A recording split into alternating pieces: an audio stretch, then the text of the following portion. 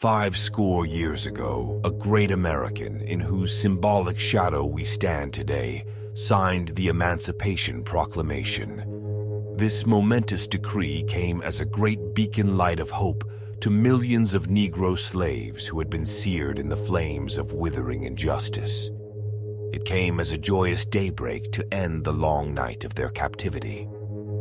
But 100 years later, the Negro still is not free. 100 years later, the life of the Negro is still sadly crippled by the manacles of segregation and the chains of discrimination.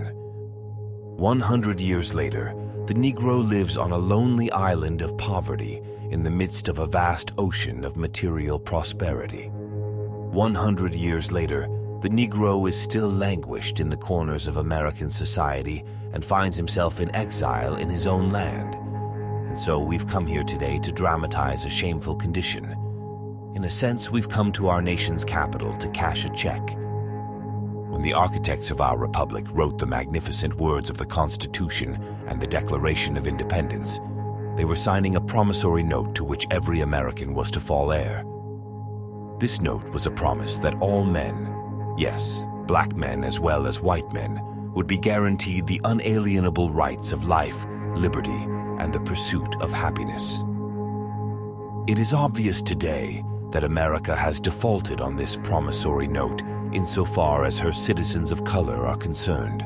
Instead of honoring this sacred obligation, America has given the Negro people a bad check, a check which has come back marked insufficient funds. But we refuse to believe that the Bank of Justice is bankrupt. We refuse to believe that there are insufficient funds in the great vaults of opportunity of this nation. And so we've come to cash this check, a check that will give us upon demand the riches of freedom and the security of justice. We have also come to his hallowed spot to remind America of the fierce urgency of now.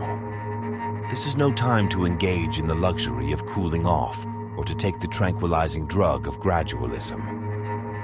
Now is the time to make real the promises of democracy. Now is the time to rise from the dark and desolate valley of segregation to the sunlit path of racial justice. Now is the time to lift our nation from the quicksands of racial injustice to the solid rock of brotherhood. Now is the time to make justice a reality for all of God's children. It would be fatal for the nation to overlook the urgency of the moment.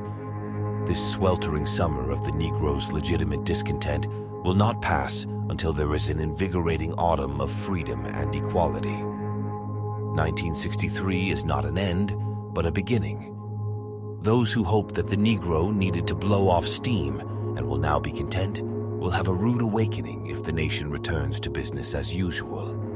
There will be neither rest nor tranquility in America until the Negro is granted his citizenship rights. The whirlwinds of revolt will continue to shake the foundations of our nation until the bright day of justice emerges. But there is something that I must say to my people who stand on the warm threshold which leads into the palace of justice. In the process of gaining our rightful place, we must not be guilty of wrongful deeds. Let us not seek to satisfy our thirst for freedom by drinking from the cup of bitterness and hatred. We must forever conduct our struggle on the high plane of dignity and discipline. We must not allow our creative protest to degenerate into physical violence. Again and again, we must rise to the majestic heights of meeting physical force with soul force. The marvelous new militancy which has engulfed the Negro community must not lead us to a distrust of all white people, for many of our white brothers, as evidenced by their presence here today, have come to realize that their destiny is tied up with our destiny. And they have come to realize that their freedom is inextricably bound to our freedom. We cannot walk alone, and as we walk, we must make the pledge that we shall always march ahead. We cannot turn back. There are those who are asking the devotees of civil rights, when will you be satisfied? We can never be satisfied as long as the Negro is the victim of the unspeakable horrors of police brutality. We can never be satisfied as long as our bodies, heavy with the fatigue of travel, cannot gain lodging in the motels of the highways and the hotels of the cities. We cannot be satisfied as long as the Negro's basic mobility is from a smaller ghetto to a larger one. We can never be satisfied as long as our children are stripped of their selfhood and robbed of their dignity by signs stating, "For whites only." We cannot be satisfied as long as a Negro in Mississippi cannot vote, and a Negro in New York believes he has nothing for which to vote. No, we are not satisfied, and we will not be satisfied until justice rolls down like waters and righteousness like a mighty stream. I am not unmindful that some of you have come here out of great trials and tribulations. Some of you have come fresh from narrow jail cells. Some of you have come from areas where your quest for freedom left you battered by the storms of persecution and staggered by the winds of police brutality. You have been the veterans of creative suffering. Continue to work with the faith that unearned suffering is redemptive. Go back to Mississippi, go back to Alabama, go back to South Carolina, go back to Georgia, go back to Louisiana, go back to the slums and ghettos of our northern cities, knowing that somehow this situation can and will be changed. Let us not wallow in the valley of despair, I say to you today, my friends. So even though we face the difficulties of today and tomorrow, I still have a dream. It is a dream deeply rooted in the American dream. I have a dream that one day this nation will rise up and live out the true meaning of its creed. We hold these truths to be self-evident, that all men are created equal. I have a dream that one day on the red hills of Georgia, the sons of former slaves and the sons of former slave owners will be able to sit down together at the table of brotherhood. I have a dream that one day even the state of Mississippi, a state sweltering with the heat of injustice, sweltering with the heat of oppression, will be transformed into an oasis of freedom and justice. I have a dream that my 4 little children will one day live in a nation where they will not be judged by the color of their skin, but by the content of their character. I have a dream today. I have a dream that one day down in Alabama with its vicious racists, with its governor having his lips dripping with the words of interposition and nullification, one day right down in Alabama, little black boys and black girls will be able to join hands with little white boys and white girls as sisters and brothers. I have a dream today. I have a dream that one day every valley shall be exalted, every hill and mountain shall be made low, the rough places will be made plain, and the crooked places will be made straight, and the glory of the Lord shall be revealed, and all flesh shall see it together.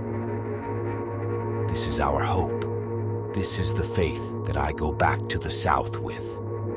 With this faith, we will be able to hew out of the mountain of despair a stone of hope. With this faith, we will be able to transform the jangling discords of our nation into a beautiful symphony of brotherhood. With this faith, we will be able to work together, to pray together, to struggle together, to go to jail together, to stand up for freedom together, knowing that we will be free one day. This will be the day when all of God's children will be able to sing with new meaning. My country, 'tis of thee, sweet land of liberty, of thee I sing. Land where my fathers died, land of the pilgrim's pride, from every mountainside let freedom ring. And if America is to be a great nation, this must become true. And so let freedom ring from the prodigious hilltops of New Hampshire. Let freedom ring from the mighty mountains of New York. Let freedom ring from the heightening Alleghenies of Pennsylvania. Let freedom ring from the snow-capped Rockies of Colorado. Let freedom ring from the curvaceous slopes of California. But not only that, let freedom ring from Stone Mountain of Georgia.